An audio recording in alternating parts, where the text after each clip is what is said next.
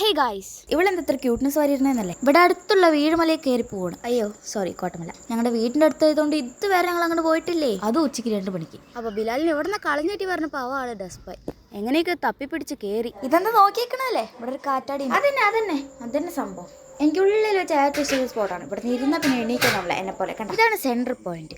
Super view. ഇവിടേക്ക് ഒരു തരി തീ വീണാൽ മതി. ഇതാര്? ബെൻസിയ. ഇവിടെ ഒരു ക്ഷീണമില്ല അറിയിക്കാൻ വന്ന വരവാണേ.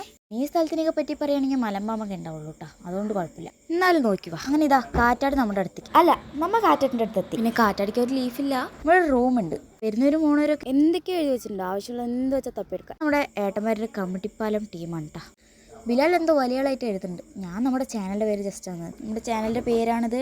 സമയം വൈകുന്നത് കാറ്റടിക്ക് ബായും പറഞ്ഞ് ഞങ്ങൾ അവിടെ നിന്ന് പോകുന്നു. വന്ന വഴിഞ്ഞ് മാറ്റി പിടിക്കാൻ പറഞ്ഞിട്ട് വേറെ വഴിയൊക്കെ നോക്കി. എത്തിയതൊക്കെ ഒരവിടെ തന്നെയാണ്. എൻ്റെ അമ്പോ എന്താ വ്യൂ, നേരിട്ട് തന്നെ കാണുന്ന ഇതൊക്കെ.